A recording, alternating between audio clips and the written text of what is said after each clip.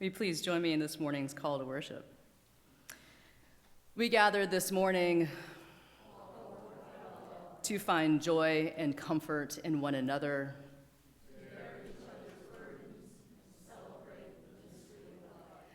Come, let us worship together.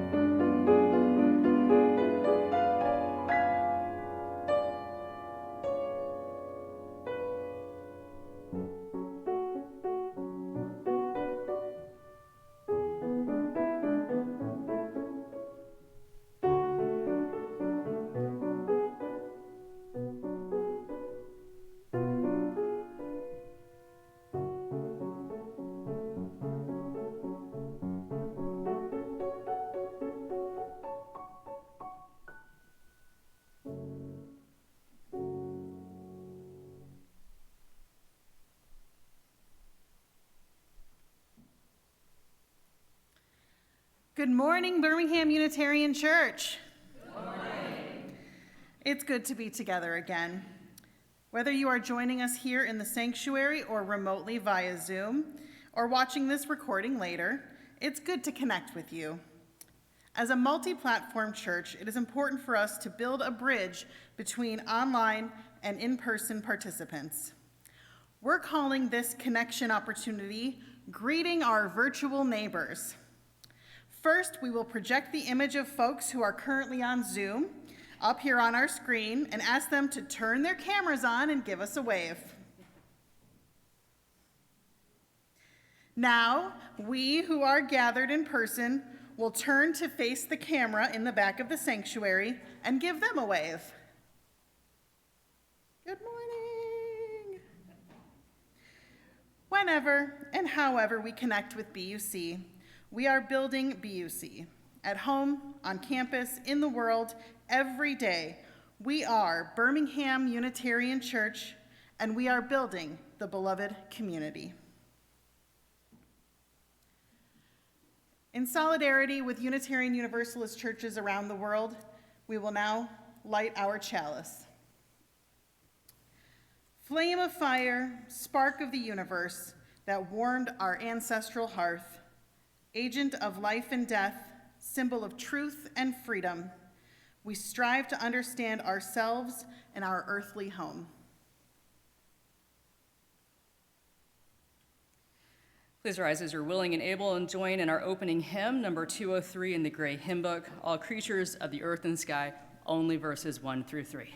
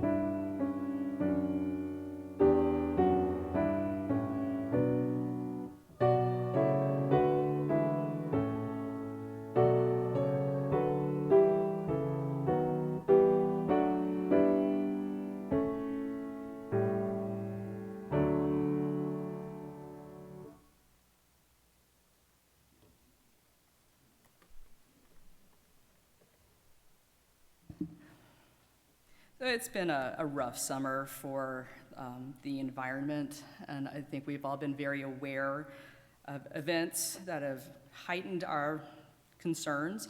Orcas attacking yachts, extreme weather, the hottest days in recorded history. All of these news-making items have made it harder for us to push aside thoughts and concerns related to climate crisis. We're all worried, we're all upset. So that means it's time to talk about it at church. And because it's a hard subject and because it's summer, Julia and I thought we'd mix things up a little bit. So instead of a sermon today, we'll have a really great reflection from Julia followed by a discussion. So I'm sure you've noticed this circle of chairs up here by now. We're going to use a fishbowl-style discussion format, and more on how that works later. However you're feeling about the climate crisis, you are welcome here, and we want to hear from you. We all have a place here at BUC, and our hope today is that by sharing our feelings, we will find a sense of mutuality and support.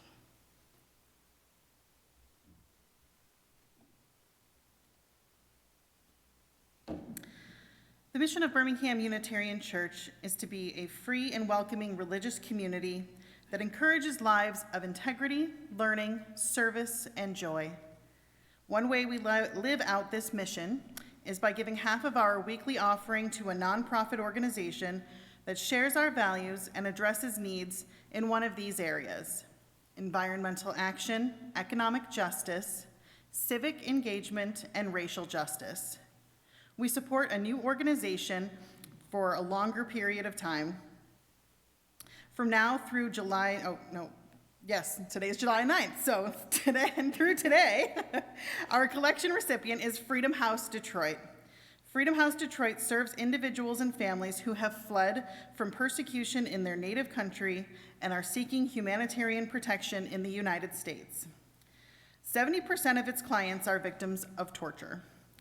Freedom House provides stable housing, legal aid, mental and medical health care access, and employment training while people await approval of their asylum application. Because of its comprehensive and integrated care model, 85% of its clients exit with jobs and move into independent housing. VUC has supported previous Freedom House projects. Our donations at this time will help fund a new kitchen for the facility, which serves about 50 people daily. Let there be an offering in support of our beloved community and organization that builds the world we dream about. This morning's offering will now be received with gratitude. Ushers, please come forward.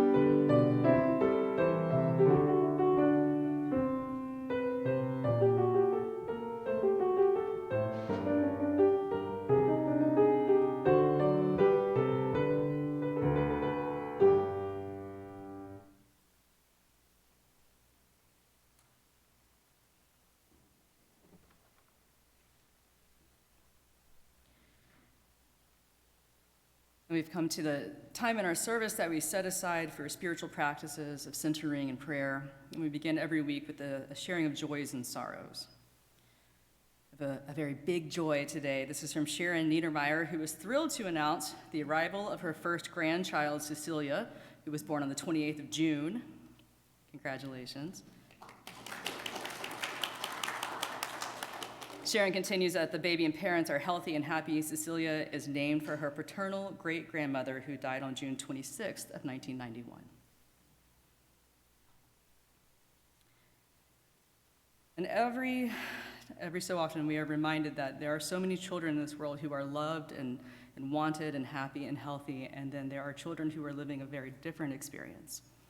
And I think most of us have been impacted by the death of Winter Cole Smith. We are angry, we are shocked, we are grief-stricken.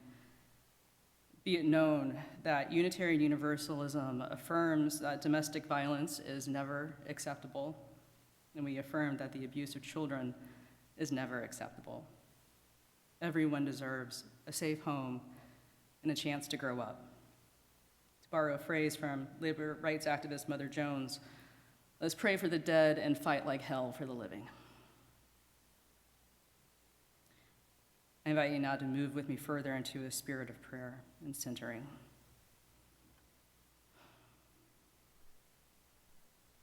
Spirit of love and life, mystery known by many names and no name at all.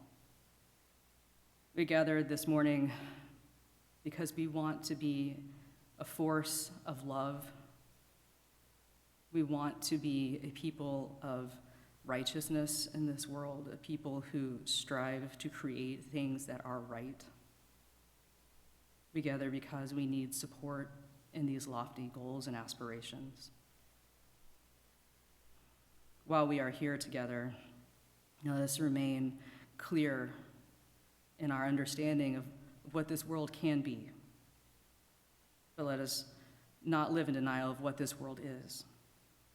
As we find a balance between the two, may we find always that there is reason to continue fighting. There is reason to continue loving. There is reason to have hope. May we be that hope to each other. May BUC be that hope to the greater community and to the world. May it be so.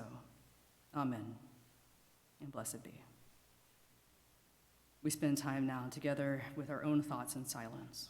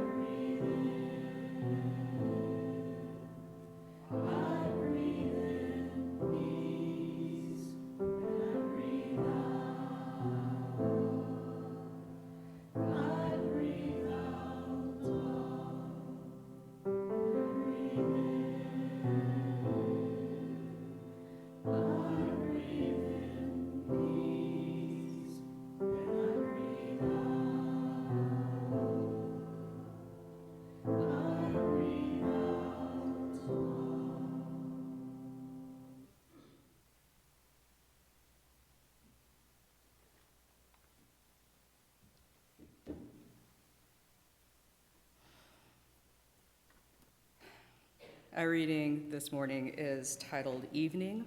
It's by Dorian Lowe. It was published in 2019 in a collection titled Only as the Day is Long. Moonlight pours down without mercy, no matter how many have perished beneath the trees. The river rolls on. There will always be silence, no matter how long someone has wept against the side of a house, bare forearms pressed to the shingles. Everything ends, even pain, even sorrow. The swans drift on.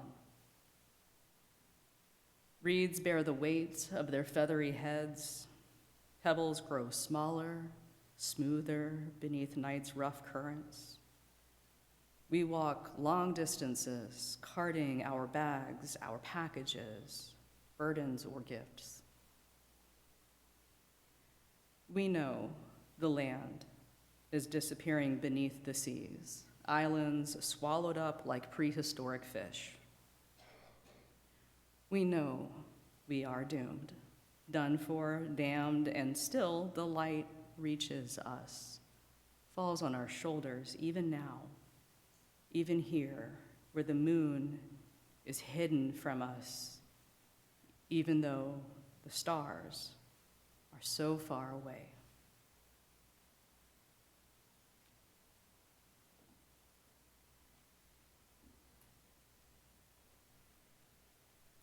How did we get here? I ask myself this every day. I didn't used to.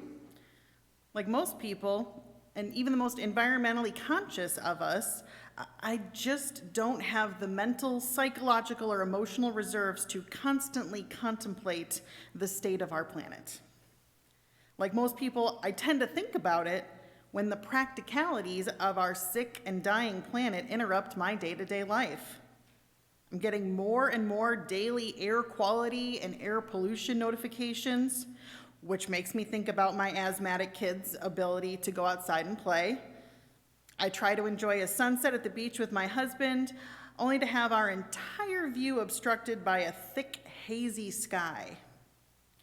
Every time I turn on the news or read my social media feeds, I'm confronted by stories about the very real and extremely dangerous effects of our warming planet, from heat indexes in Texas causing the death of a 24-year-old construction worker from heat stroke, to algae blooms creating toxic waters that are poisoning the seals and actually making them turn violent.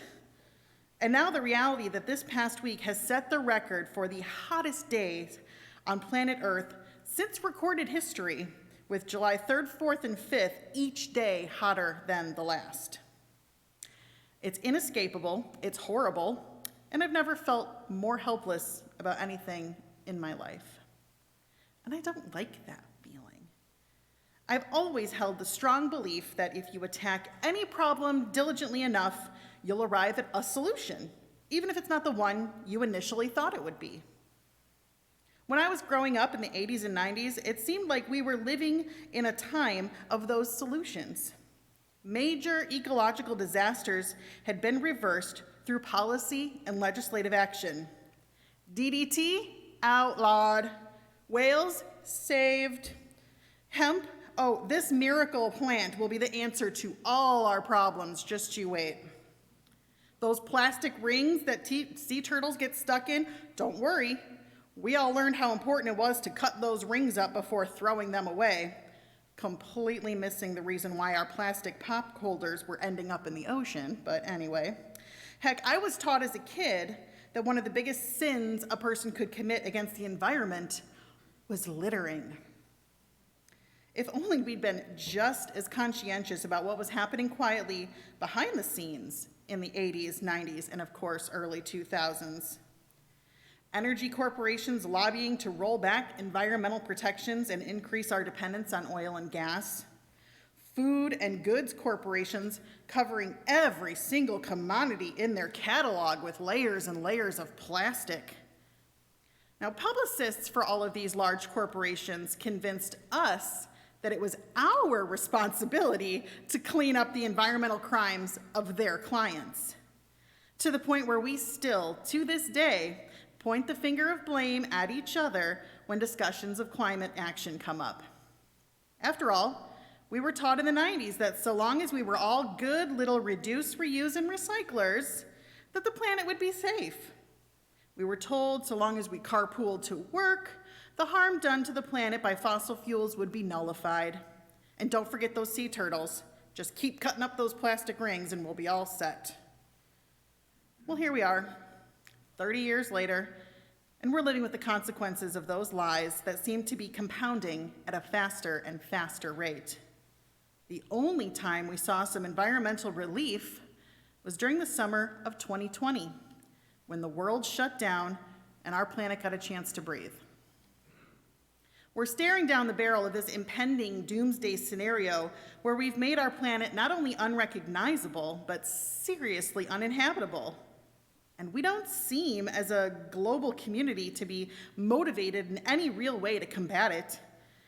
We have unstable governments waging violent wars and currying international political favor due to their vast oil and gas wealth. We have those same corporate entities feverishly putting a spin on their feeble and inconsequential green measures, like carbon offsets, and touting themselves as being part of the solution, when in reality, these measures are merely a PR stunt. And at a time in history where every single one of us sitting here, every single one of us, in here, at home, this room, all of us, we are now full of microplastics, and our bodies, we're full of them. And not a single corporation has made any progress or even commitment to use only biodegradable plastics or alternative packaging. And worst of all, a good chunk of all the political leaders in our industry-influential country continue to deny that our climate crisis even exists. So back to me sitting down at my computer to write this, looking at the little polluted air in effect warning down at the lower left corner of my screen. I still feel pretty helpless. I feel like I've done everything I can do as an individual, right? My husband and I both drive hybrids, and when those eventually go kaput, I'm sure we'll make the change over to electric. We reduce as much as we can for a family of 6. We reuse everything we can. I don't think I've ever bought new Tupperware, opting instead to reuse every single carryout container and like plastic ice cream bucket that we can for food storage. We eat leftovers. I buy hemp products when I can, but I still haven't seen this miracle plant take over as our go-to for every product as promised. Heck, I even tried doing no mow May to help the pollinators in my area until I got a notice from my township officials that I was in violation of the lawn mowing ordinance and was forced to either mow my lawn or face having them come do it for me and send me a bill for $300. And you better believe I still cut up those plastic rings. I just did that yesterday. But what I can do as one person won't ever be enough. What we all do as individuals can absolutely make a difference, but it won't be enough to reverse the damage done. We must instead hold those who can make the biggest impact at healing our dying planet accountable. We must, as consumers, demand the corporations we support with our dollars change their practices that actively harm our planet and not fall for any half-hearted PR stunts meant to placate us as they continue on with business as usual. We must, as voters, demand that our governments, local, county, state, and federal, all make lasting policy changes that take on the biggest existential threat to all our lives, our sick and dying planet. How we spend our money and how we vote is 100% in our control. Instead of obsessing over every little environmental sin we may commit ourselves, we should start obsessing about getting the powers that be in line with what we want for our children's and grandchildren's planet.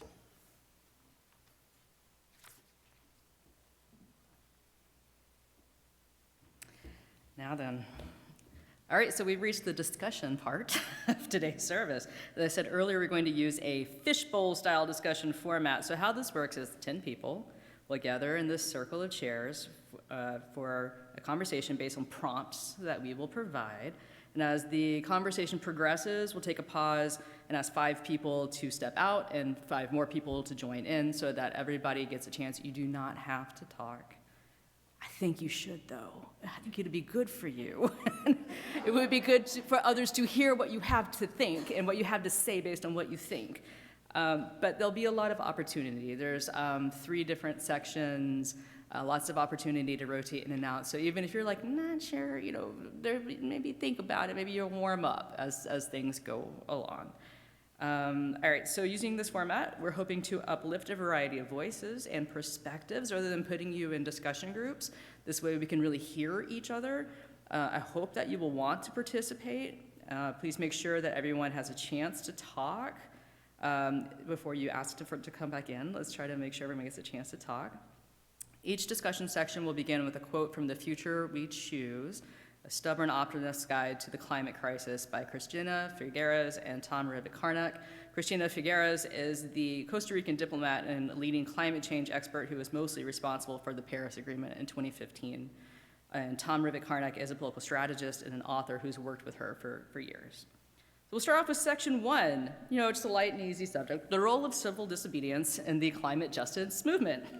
So here's a quote from the book. It's long, so it's on 2 slides.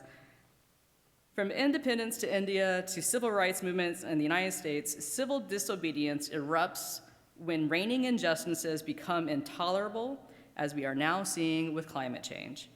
Unacceptable general injustice and a deplorable lack of solidarity with the vulnerable have opened the floodgates of protest. Those who will be most affected have taken to the streets. Their anger is energy that we desperately need. It can propel a wave of defiance against the status quo and catalyze the ingenuity needed to realize new possibilities. To protect what we love from danger is a natural human instinct that, when we feel a lack of agency, can easily transform into anger. Anger that sinks into despair is powerless to make change. Anger that evolves into conviction is unstoppable. Okay, so I'm gonna ask 10 volunteers. You know, it's church, so if you don't volunteer, I'm just gonna call on you. So 10 people to come forward, and I'm gonna ask you to speak in big, loud voices so the folks at home can hear. I'm sorry we weren't able to figure out a Zoom participation option. Sarah Constantakis is literally leaving the sanctuary. All right. Sarah, I'm just picking on you. Can we have 10 people raise your hands, please, or just come on up? Have a seat. Thank you, Max. Thank you, Brian.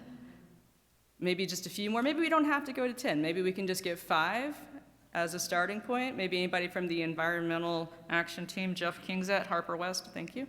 All right, one more person to get us started.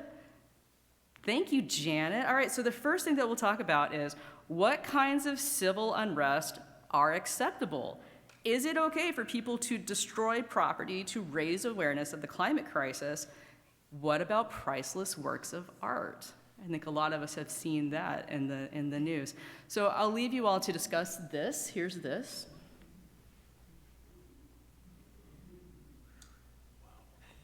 So, what's acceptable? Yeah. Protests? Signs? Yes. But destruction of property? It makes me uncomfortable. Yeah, it makes me uncomfortable as well. Well, Maybe we should scoot in. can you hear us? You'll have to just Speak up. speak up. Okay. So destruction of whose property is the question, right? Yeah. I know I've known people that have actually like chained themselves to. I mean, I've known people that have actually like chained themselves to trees or helicopters in protest and have been arrested and have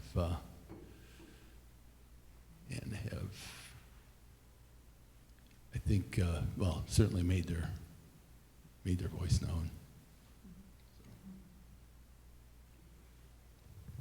And I guess that points to the effectiveness of it because you remember it. And that's, of course, the point of it when they throw whatever it is, ketchup or whatever at the artworks. It makes people remember, but at what price, obviously, to the property. Yeah, and I think one of the key questions that Jeff brought up is destruction of whose property, because on the other end of that, there's somebody who maybe didn't cause the problem, and now it kind of reminds me of the phrase, 2 wrongs don't make a right, and you're not really solving something if you're creating another problem, and so there's a fine line there.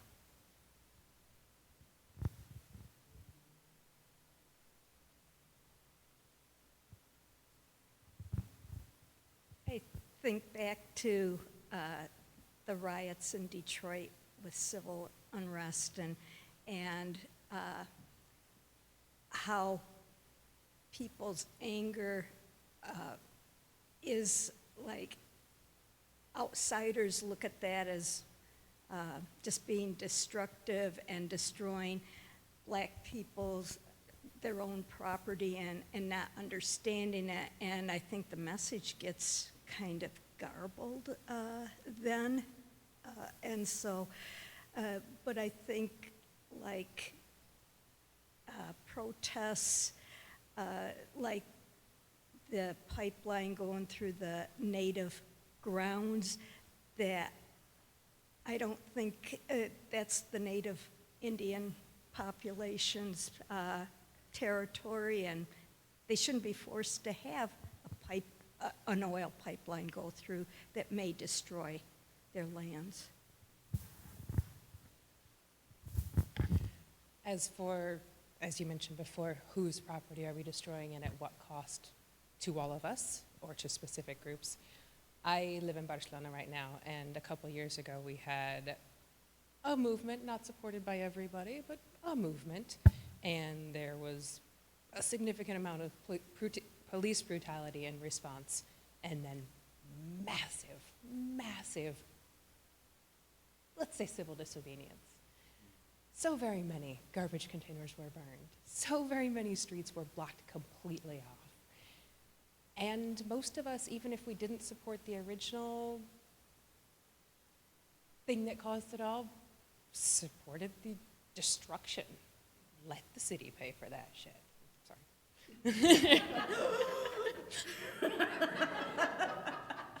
You know, even if we have to live with streets that are still blocked off with, you know, now they don't place garbage containers in that area, only in this area, like, that was worth it.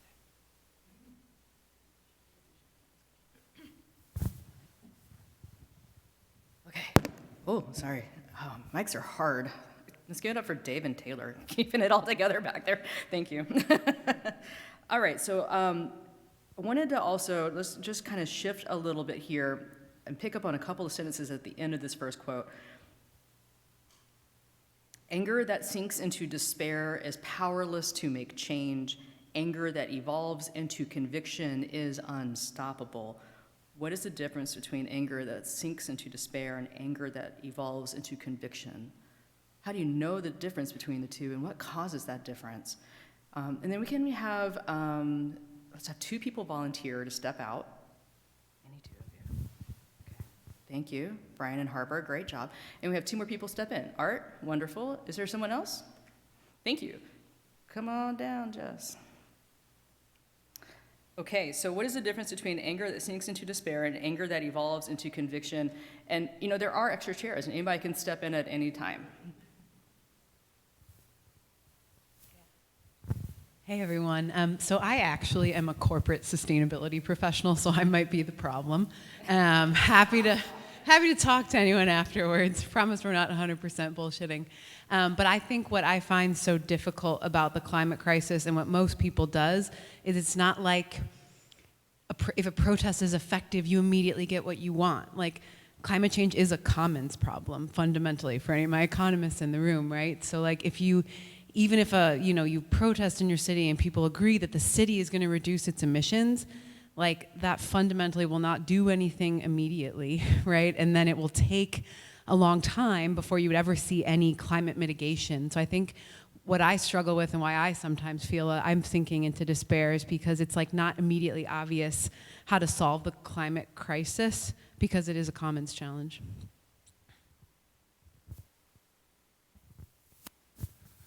From a person who's been on one side of debating and marching in the streets to same person who's been on the decision making in corporate offices, I'm a strong believer in if you're not at the table, you're on the table. And what I mean by that is marching in the streets, in my opinion, is almost useless. And in particular, an issue like the environment was just explained, long-range consequences and long-range changes, you don't get the acute reaction. So what happens is people forget, they get tired, they get disillusioned, and it seems to me the focus is who is sitting at the table. And that means we've got to get out and vote. We have to dismantle those systems that keep people from voting or maintain power even though they're not the majority. So that's kind of my view of it. I wanted to just touch on the whole, getting so overwhelmed that you despair and then don't do anything. In other parts of our lives, we sometimes have many problems stacking on top of each other, and it's tough to know what to do, and it's it's a human reaction to kind of shut down sometimes. And so you can take a step back and do something, but the question in climate change that's difficult for me at least is it's not always obvious to me what is the thing that will actually make the difference. There's so many different ways you could go about it. And so the impetus to do something, okay, what do I do? And what's the best way to do it? Yeah, I just want to say that in my experience, which has been in 3 or 4 movements in my lifetime, the difference between anger that sinks into despair and anger that evolves into conviction has to do with my habit of when discriminated against, for example, as a woman, I went into a depression, and then my husband got me together with Betty Friedan, and the rest was history. So what I discovered from that experience was that I turned my anger into conviction by joining a large, organized national or international group and that is well planned and that has lots of volunteer activities for me to choose from, and that does a certain amount of training. And there have been a number over the years, some of which I founded myself, like the public transportation in Detroit, the first group. But the one I'm involved in with regard to the environment is the Citizens Climate Lobby. We just got back from Washington. We had a delegation of 8 people from my district. The whole group, there was 1,000 lobbyists there. We've all been trained. And it is just very effective to be a lobbyist in Congress as a regular ongoing basis. And anything like the Sierra Club or whatever your particular thing is that is organized, just join it and you'll feel better.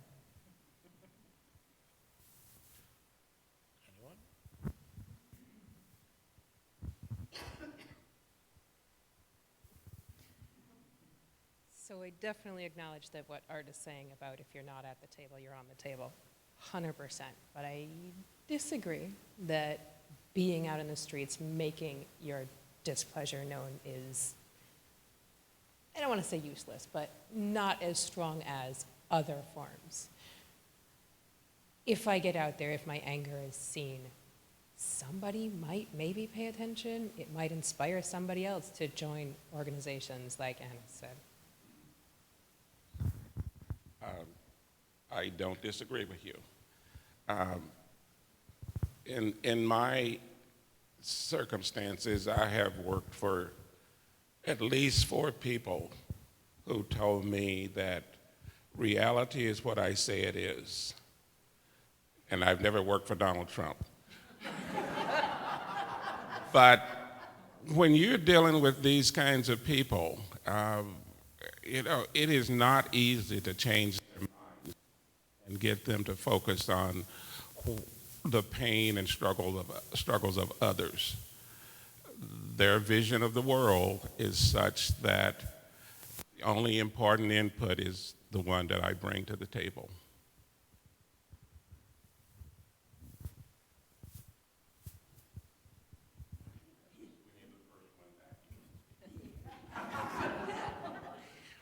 Looking at the quote on the screen, the difference between anger that sinks into despair and anger that evolves into conviction. My thought is that anger that sinks into despair immobilizes us, so we don't take action. That's what despair does to us. Evolving into conviction then mobilizes us to take action. I would even take it a step further and say that despair is what the oppressor wants our response to be. And therefore, we have an imperative to make sure that our anger causes us to take action instead. So. I like to think that it's all about being purposeful. So it's not just conviction, but conviction with a purpose. And so, just doing some act of destruction that's not coordinated, that's not part of a larger plan, is probably not going to have the effect. It's not just about lashing out, but there might be a purpose in it, an effective message like, oh, let's recognize that the things that we value, like art, are maybe not even as valuable as the earth. So it is kind of making a statement, but you need to make sure that the action that you're doing actually has that impact. And, you know, I think like one of the most kind of ways to measure success is that other people say your message because they understood it. You know, it's like if other people are saying, wow, do you realize that art is like not even as precious as our natural resources? You know, it makes people go, then maybe it's had an effect. And then the other thing I wanted to say was that, you know, I think what Art and others were saying is that there's like different parts of the funnel, and you know, you can think about which part you're taking action in. Is it awareness? Is it, you know, convincing people, or is it taking action? And so I think like all of those aspects need to be worked on, and so you can kind of think about which part you're going to be the most effective on. You know, is it being at the table and helping decide what we're going to do about it? Is it reaching out to people and convincing them? Is it, you know, that awareness piece, that protest that gets people recruited and gets their attention? So I think, you know, they're all important parts of the problem. You know, and you might feel more drawn to contributing in one way or another. Before I hand it to you, I absolutely agree that you should never, ever, ever give up or give in. Model what you want in the world. Regarding that, I think action dispels fear. And if you take action, it takes you out of despair.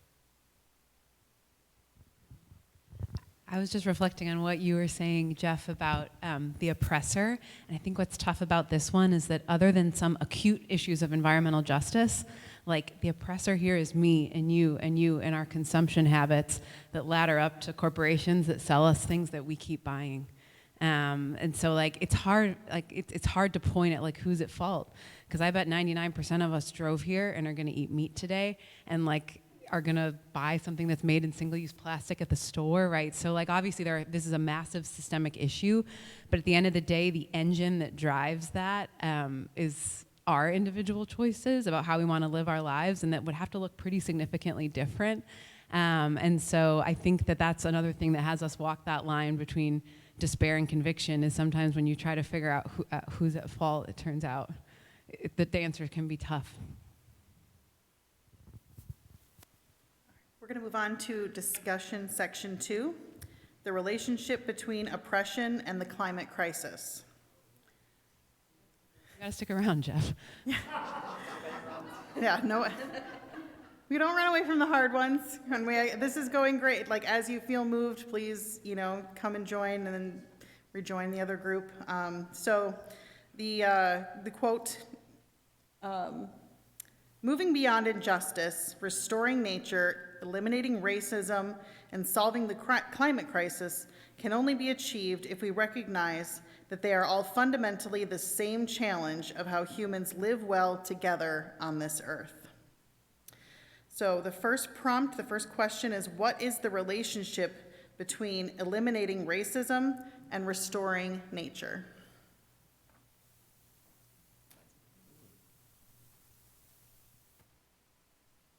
Amy, why don't you join?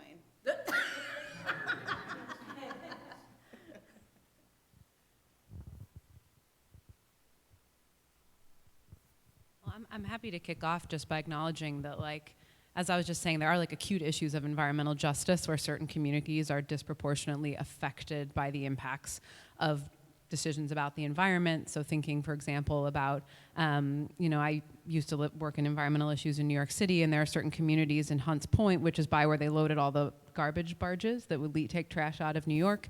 That tended to be a disproportionately African American and neighborhood of folks of color, and all these garbage trucks moving through were leading to acute asthma issues, right? So I think that there's lots of really obvious areas where decisions we make about the environment are intimately tied with race as well.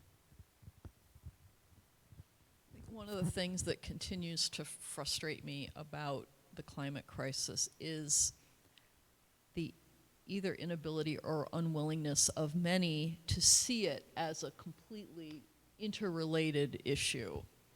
You know, it's our seventh principle. Okay, it's the whole web of life, and we can't make things better in our community and feel good about that if what we have done is push the problem off into communities with fewer resources, fewer means of protest. It's all of it. It's just all of it.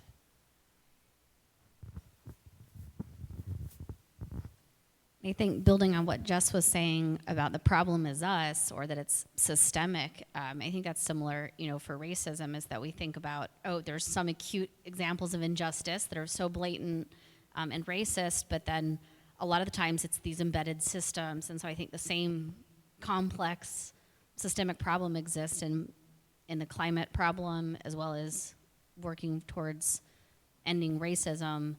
That there's no one thing. Then I think probably like the approach is probably similar. Is that like we have to bring awareness to people of like what's happening. We have to convince them this is a problem we're solving together, and then figuring out what we can do to solve it.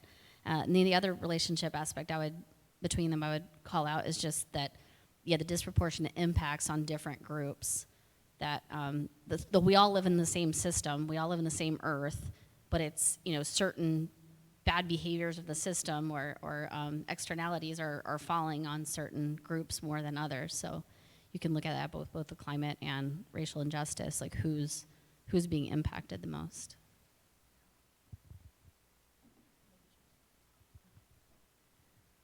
We're going to move on to prompt 2. What role might Unitarian Universalism play in helping humans live well together on this earth? I'm going to challenge Dick and Ed. Come on down, help us with this discussion. Come on, we need more more input. Everyone, or anybody, please. We want this to be a good, robust discussion. Come on, Ed.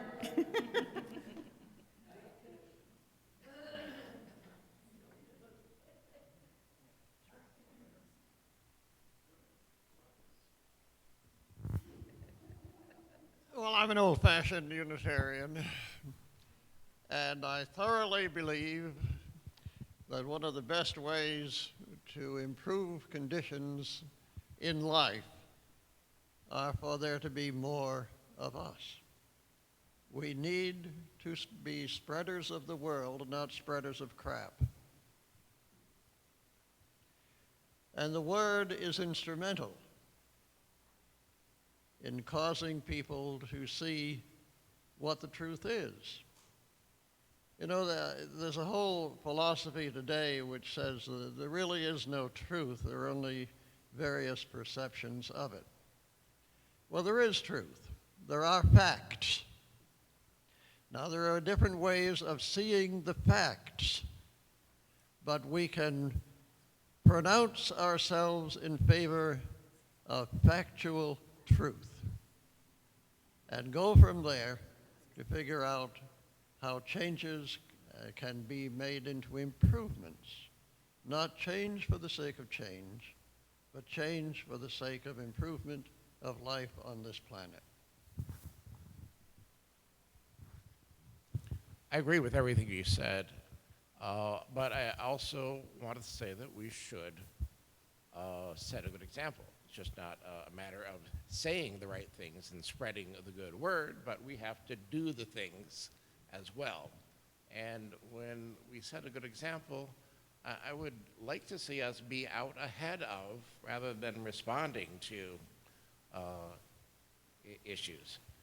So our environmental action team put together a strategic plan around sustainability. We are looking forward. We've put some difficult choices in front of this congregation, and I think we're going to see action on that soon. So it's not just a matter of saying the right thing. Yes, we have to do that, but we have to do the right thing, set the example, and then show others. We did this, you can do this too. Yeah, well, I was thinking that this actually reminds me a little bit of the first talking point, the question of anger that turns into despair as opposed to anger that turns into conviction. And I think that perhaps an important role that the church can play, which it has played just in my short tenure here, is to give direction to some of these feelings that we have. We look around, we see that things aren't going well, we're upset, and rather than just sort of sitting alone in your room scrolling through your computer being like, oh no, oh dear, they say, oh, well, there's this specific piece of legislation coming up. If you care about this, here's how you can get in contact with your legislators. Here's what you should tell them to do.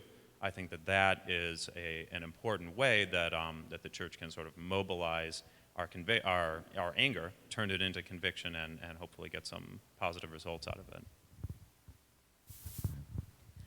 I fall a little more on the universalist spectrum of things. So while I believe the facts and the knowledge and getting out ahead of things are important, I also think our love and our compassion need to be drivers toward action, not just anger. And I think they can be, and I think we do see those.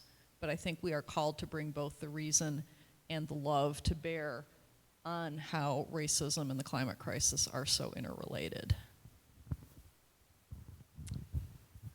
Good morning. I'm going to take a little different tack to this question, whether we're Unitarian Universalists or any other stripe of human. To my great pleasure and also an eye-opener, have been involved over the years with efforts to expose underprivileged people to the outdoors. And in particular, this included taking kids from the Boys and Girls Club in Highland Park, which is no more, on hikes, snowshoeing, camping. Some of them were taken to California to visit Sheldon Johnson, who is a Detroiter, who was one of the first African-American park rangers. And it was enlightening to me to see, as we were walking through the woods at Dearborn,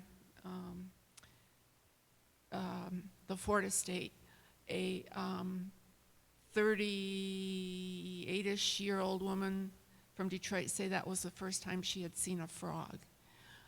To talk to children from Highland Park in Detroit who weren't familiar with the phases of the moon, who were terrified of a spider.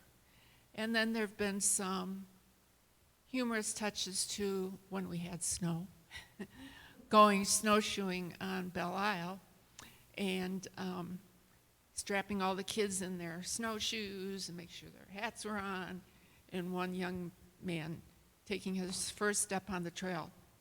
What about wolves? Oh, don't worry about wolves. Step 2, what about snakes? Don't worry about snakes.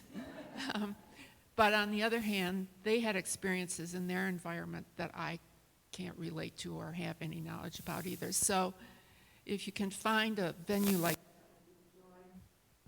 working with people who don't look like me and helping them enjoy the outdoors, it's a wonderful thing. We're going to wrap it up. Thank you so much for everybody who participated, everybody who actively listened. Thank you. And thank you for everybody who shared a differing opinion. We want to have as many heads in on this project or this problem as possible, because then we can maybe make more of a impact. And my personal philosophy, I never want to get people all like riled up without giving them a way to move their feet. So I do want to note, as some of our fishbowl participants had mentioned, that the Green Sanctuary, an environmental action team at BUC, has been active for many years, working to help our beloved community be responsible environmental stewards. This work has included replacing windows and light bulbs, recycling, promoting personal actions to lower individual carbon footprints, endorsing environmental legislation, bringing expert speakers in to help us understand these issues, and urging our legislators to take action. Most recently, the team has created a plan for BUC to address issues such as solar panels, to provide some of our electricity from renewable sources, and considering more environmentally efficient sources of heat. A very tangible and visible evidence of our work here are the native plants in front of our church today. If you'd like to learn more or get more involved, you can please reach out to Jane O'Neill or anybody on the Social and Environmental Justice Committee. Thank you. All right, please rise as you're willing and able and join in our closing hymn, 131 in the Gray Hymn Book, Love Will Guide Us.